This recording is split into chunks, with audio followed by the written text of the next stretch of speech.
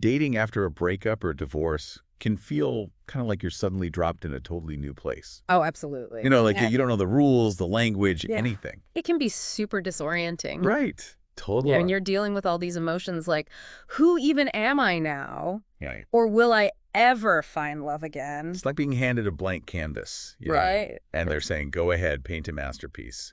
But where do you even begin? exactly. I think it's important to remember that it's not about rushing into a new relationship. Yeah. It's about really understanding yourself first. So more introspection than like swiping on dating apps. Exactly. So how do we actually start doing this, like inner work you're talking about? Well, one powerful tool is journaling.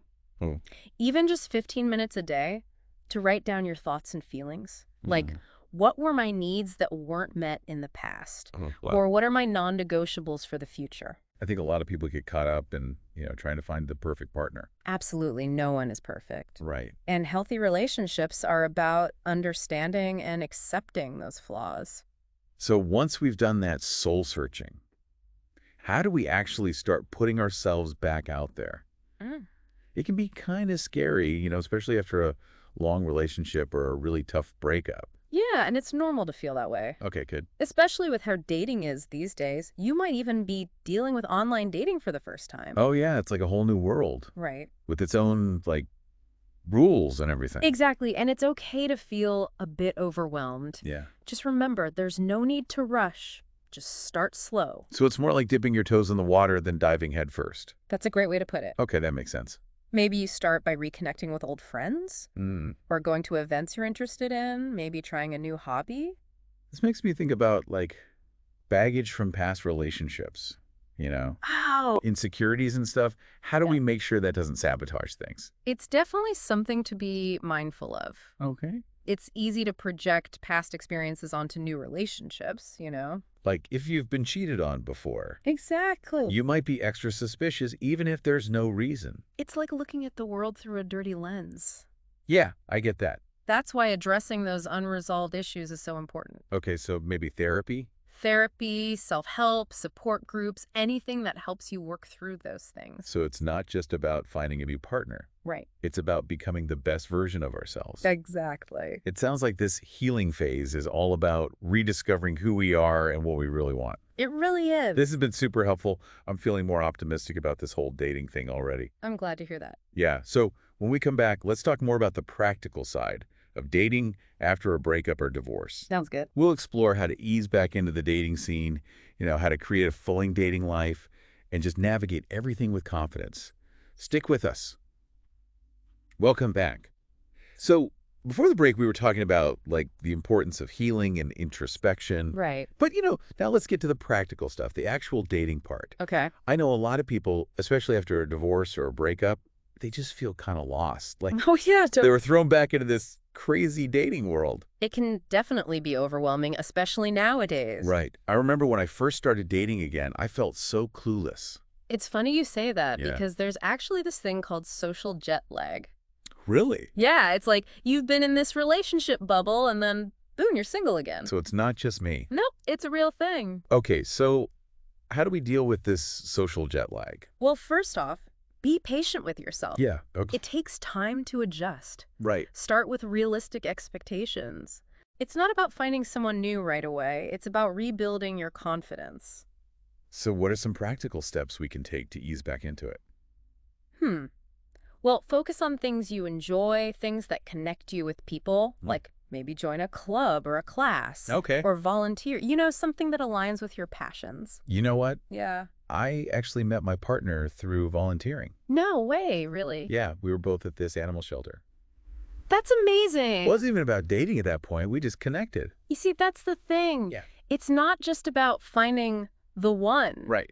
It's about having a fulfilling life, period. Okay, I like that. Whether you're single or not. Makes sense. It's about having those connections and experiences. But let's be real. Dating can be tough. Oh, for sure. There are ups and downs. Definitely. How do we handle those, without getting discouraged? You got to build up your resilience. Resilience. Yeah, like those emotional tools that help you bounce back from setbacks. I guess that's easier said than done sometimes. It can be, especially after a breakup. Yeah. So Self-care is really important. Oh, yeah, taking care of ourselves. Right. What are those things that fill you up, you know? Like a nice bath or something. Exactly. Or spending time with friends, anything that nourishes you. It's like filling up your own cup first Exactly. before you can share it with someone else. You got it. This reminds me of boundaries, Oh, yeah, super important. A lot of people struggle with that, I think. It takes practice. Okay, so how do we get better at setting boundaries? Well, first, be clear about your non-negotiables. Like those deal breakers. Exactly. The things you're not willing to compromise on. Got it. For example, if open communication is super important to you Right. and your partner shuts down during tough conversations, Right. well, that's a red flag. And it's okay to walk away, Absolutely. even if it's hard. You deserve to be with someone who respects your needs. I think sometimes after a breakup, people rush into things. I've seen that happen a lot. Yeah. It's like they're afraid of being alone. Right. But settling for less never leads to happiness. So better to be single and happy? Than in a relationship and miserable, for sure. This is all great advice. Thanks. Are there any other tips you have for navigating the dating world? Let me think. Yeah. Have you ever tried practicing mindfulness? Mindfulness. Yeah, like being present in the moment. Oh, okay. It can really help with those dating anxieties. So instead of overthinking things, Right? I just focus on what's happening right now. Exactly. Meditation can be really helpful for that. I might have to try that. It calms your nerves and helps you stay grounded. This has been so helpful. Glad to hear it. So we've talked about self-care, boundaries, mindfulness. Yeah. But the big question is, how do we know when we found the one? Yeah. Yes, the million-dollar question. We'll tackle that and more when we come back for our final segment. Don't go anywhere. We're back and ready to tackle the big question. The one everyone's thinking about. I think I know what you're going to ask. How do you know when you found the one? Like really found someone special? Yeah, that's the question, isn't it? It's something people have been wondering about forever, probably. Right? There's no easy answer, unfortunately. Yeah, I figured as much. But there are definitely some signs to look out for. Okay, so, what are we looking for? Is it all about that initial spark?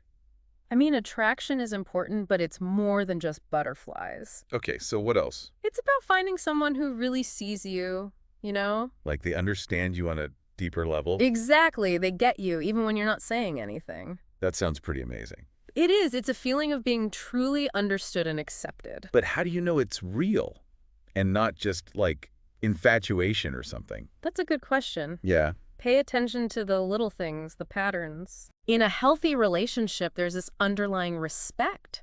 For each other. Yeah, and a willingness to compromise, to work through disagreements. So it's not about finding someone who completes you, Not at all. but someone who, adds to your life. Yeah, who compliments you, makes your life better. I like that. It's about two whole people choosing to be together. That makes sense. Yeah. But let's be honest, no relationship is perfect. Of course not. There are going to be bumps in the road, right? Definitely, you'll have disagreements. Yeah. So how do you deal with those without, calling it quits? Communication is key. Okay. Got to talk it out. Exactly. Create a space where you can both be honest, Even when it's tough. especially when it's tough. So we shouldn't avoid those hard conversations. Nope. It's about learning to have them in a healthy way. Okay. So listening to each other's perspectives. And remembering you're on the same team, even when things are hard. This all makes sense. Right. But after a divorce, is it even possible to find that kind of connection again? Absolutely. Divorce is painful, no doubt. Yeah. But it doesn't mean you can't find love again. Okay. Good to know. In fact, after a divorce, a lot of people are actually better equipped for a healthy relationship. Really? Why is that? Because they've done the work, the self-discovery, the healing. So it's like those tough experiences can actually help us in the long run. Exactly. They become lessons learned. I like that perspective. You're not defined by your past, you know? You have the power to create the future you want. This has been so insightful. Thank you so much for sharing your wisdom with us. You're welcome. It's been my pleasure. And to everyone listening, thanks for joining us on this deep dive into dating after a breakup or divorce. Yeah, thanks for listening.